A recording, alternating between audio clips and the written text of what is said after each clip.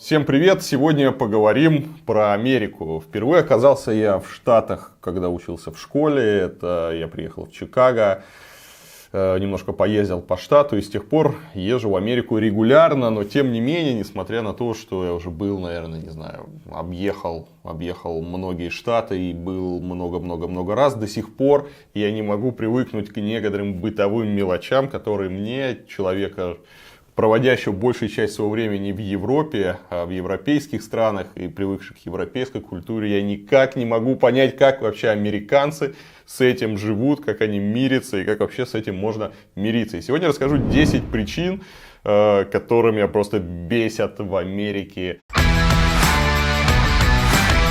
Первое – чаевые. Огромные чаевые, непривычные европейцу. В Штатах это действительно реальность. Особенно, когда вам приносят чек и на нем пишут предполагаемые чаевые там 18%, 20%, 22%. А где-нибудь в такси вам сразу предлагают там 20, 25, 30% про чаевые. Конечно, ходят легенды, ходят какие-то страшилки, что если не оставить чаевых, за вами будет гнаться официант. Из года в год чаевые в Штатах только растут. Вторая история с налогами. В Америке всегда пишут цены без налога. И после Европы всегда очень сложно перестраиваться, потому что ты ходишь по магазину, и видишь там довольно привлекательные цены. Но это не значит, что ты за эту цену сможешь что-то купить. При этом, в зависимости от штата, зависит от места, где вы покупаете, и от услуги, налоги, они могут вообще просто бесконечно добавляться. К примеру, одно из меню в отеле в Филадельфии, которое у меня было, у тебя идет платная доставка в комнату, блюдо стоит $2,5. 20% они у тебя сразу чарджат за чаевые, то есть они тебя не спрашивают, понравился тебе сервис, не понравился, уже сервис, плюс 20%. 8% собственно, налог идет, еще 10% какой-то налог на напитки, вообще непонятно, что это такое. И этих налогов может быть куча. Во всех магазинах, где бы вы ни были, всегда цена на кассе окажется больше.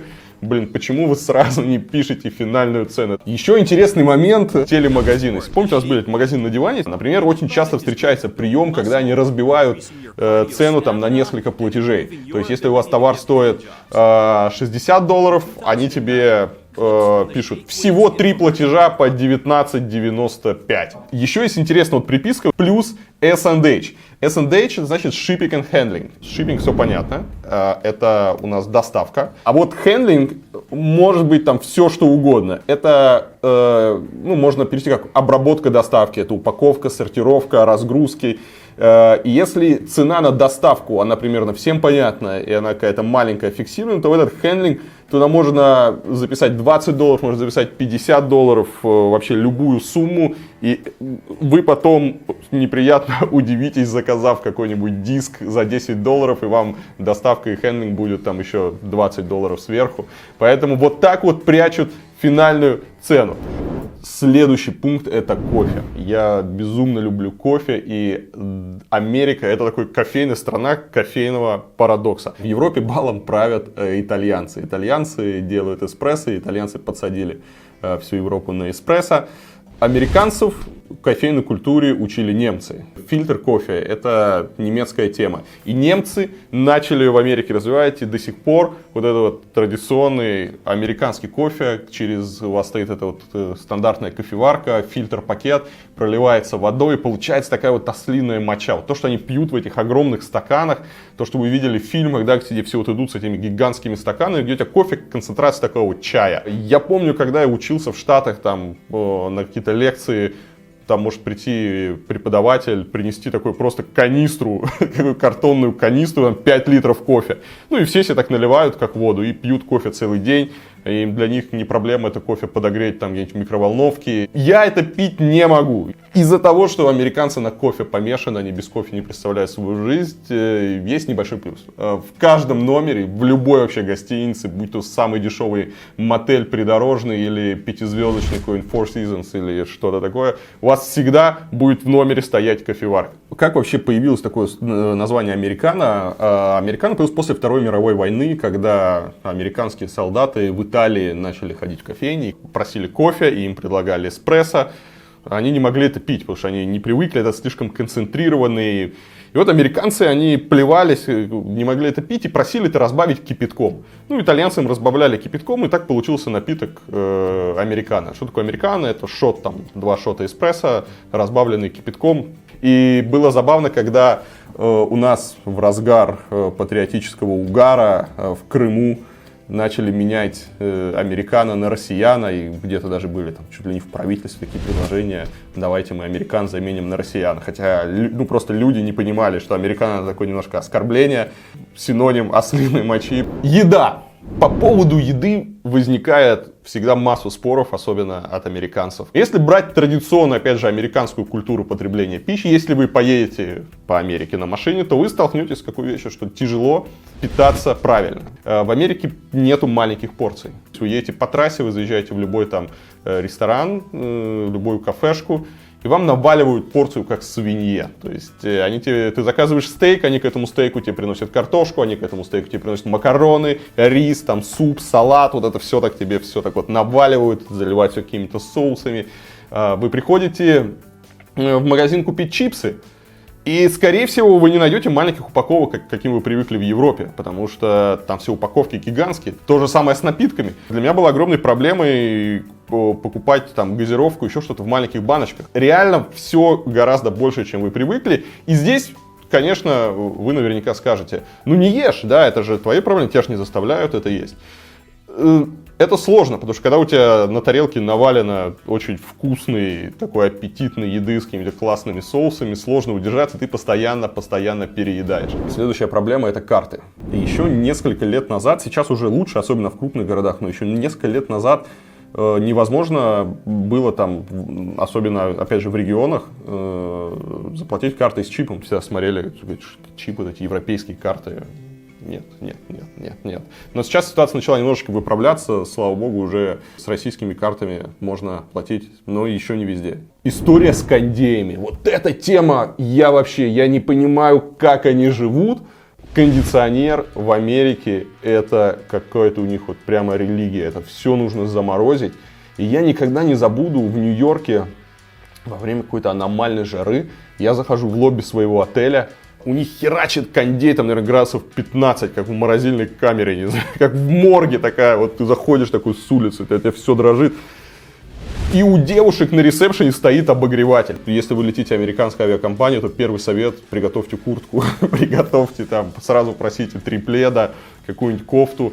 Потому что у американцев, у них другое представление о комфортной температуре. Это не 20, там, 22 градуса, как у нас, а они всегда кондей там, градусов до 18, до 17. Следующая история, она кому-то покажется мелкой, но я так к ней не привык. Это американские души.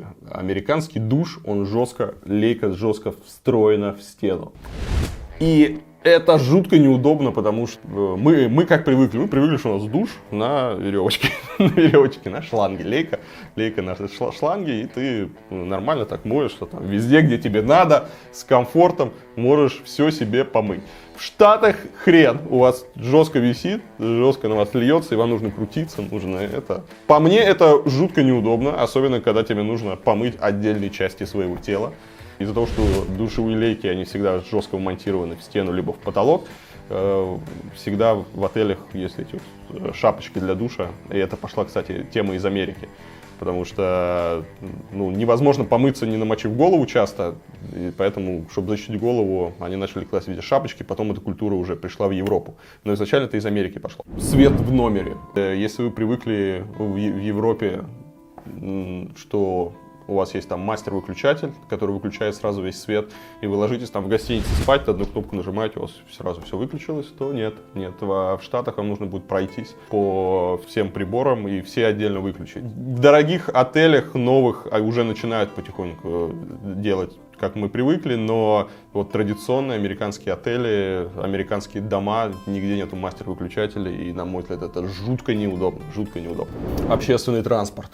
На мой взгляд, в Америке ужасный, неприветливый дизайн общественного транспорта. Американские автобусы, американские поезда, они настолько агрессивные, они настолько такие неприятные, не френдли, что ими сложно пользоваться. То есть ты смотришь на этот автобус, такой вот он не вызывает желания на этом автобусе поехать. Даже пазик, он такой лапочку, такой вот пазик. Американские автобусы нет, они для суровых парней. Все время кажется, какие-нибудь морпехи там будут на этом автобусе возвращаться по домам. То есть весь общественный транспорт, поезда, все остальное, оно очень недружелюбного дизайна. Последний пункт, который меня бесит в Америке, это мили. Сегодня в мире есть только 3 страны, которые полностью не перешли на метрическую систему мер. Это США, Либерия и Мьянма. Я уверен, что на Либерию и Мьянму вам вообще плевать. И, собственно, Америка. США — это гигантская, крупная, большая страна, которая не использует метрическую систему мер. Это градусы Фаренгейта, это мили, дюймы, футы, галлоны. И по понятным причинам европейцу очень сложно во все это вникнуть. Я одно время даже поставил себе на айфоне в навигацию американскую систему мер. Думал, подучу, зная расстояние, но так и не... я уже старенький, у меня уже мозг не работает, поэтому я уже все. Ну что, друзья, это были 10 причин, почему я ненавижу Америку. Я уверен, вам есть что на это сказать. Когда я впервые об этом написал в своем блоге, этот пост не оставил никого равнодушного. Особенно бесились наши сограждане, которые в Штатах живут. Они писали петиции, были даже некоторые сумасшедшие, которые предлагали лишить меня американской визы. Они писали в консульство, чтобы мне больше не выдавали визу, потому что Варламов ненавидит Америку. Начинались там всякие оскорбления. Это вообще как ты можешь, сволочь такая, высказывать свое мнение? Если вы забыли, за что я Америку люблю, смотрите в описании. Это был прошлый ролик. В прошлом ролике я рассказал 10 вещей, за что я люблю Америку. Пишите в комментах, что не нравится вам, с чем согласны, с чем не согласны. И также предлагайте, какую страну в следующий раз перемыть, кому перемыть косточки. Все, ставьте лайк, подписывайтесь на канал. Всем пока.